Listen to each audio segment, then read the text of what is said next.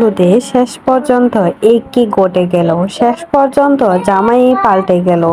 এতদিন বলে আসছিল দিশার মামা বাপ্পির বিয়ে, বাপ্পি নাকি বিয়ের জন্য পাগল হয়ে গেছে, তাই বাধ্য হয়ে বৃষ্টি ভেজা দিনে বিয়ে দিতে হচ্ছে।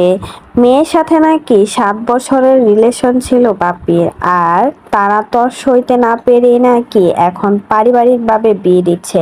এখন দেখা যাচ্ছে বিয়ের মুহূর্ত এসে গায়ে হলুদের দিন জামাই পাল্টে দিল। এতদিন সবাই বিনোদন নিচ্ছিল দিশার মামার বিয়ে হিসেবে, সবাই আগেই বুঝে গিয়েছিল এটা যে দিশার মায়ের প্ল্যান করা একটা বিনোদন, কারণ এখন তার বাইকে বিয়ে করাবে না। আর এই বিয়ের মৌসুমে এসে ভিউজ কিছু কামিয়ে এখন আসল বরকে সবার সামনে নিয়ে আসলো। এটাও কিন্তু দিশার মামা, এটা তার চাচাতো মামা হয় দিশার, এই মামাকে বিয়ে করাচ্ছে। এটাতেও কিন্তু তারা অনেক বেশি খুশি। এতে বোঝা যাচ্ছে তারা ভাই বোনের মাঝে কতটা ভালো সম্পর্ক।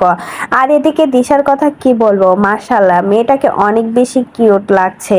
এই মেয়েটা যেভাবেই থাকুক না কেন সেভাবেই যেন একদম পরীর মতো লাগে। মামার বিয়েতে খুবই বেশি এনজয় করছে দিশা। দিশা সব জায়গাতেই কিন্তু একদম ফ্রেন্ডলি ভাবে মিশতে পারে। বাপ্পি স্মৃতির বিয়েতে গিয়েও কিন্তু দিশা ফ্রেন্ডলি ভাবে কতই না ভালো ডান্স করেছে। আর এখানে নিজের মামার বিয়ে বলে কথা, এখানে নাচবে না তা কি হতে পারে? প্রত্যেকটা অনুষ্ঠান জুড়েই কিন্তু দিশাকে প্রথম দেখা গিয়েছে। এতে বোঝা যাচ্ছে তার মামারা কত যে ভালোবাসে দিশাকে।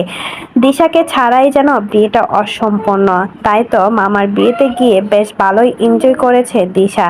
দিশা সত্যি অনেক বেশি ভাগ্যবতী, যার কারণে এতগুলো মামা পেয়ে গেছে। একটার পর একটা বিয়ে করবে আর একটার পর এক দাওয়াত খেতে থাকবে। আর এদিকে তার আপন মামা শুধু একটাই, সেটা হলো বাপ্পি। আর বাপ্পির কিন্তু বিয়ে হচ্ছে না, বিয়ে হচ্ছে বাপ্পির চাচাতো ভাইয়ের। আর সেই বিয়েতে নাম হয়েছিল বাপ্পির।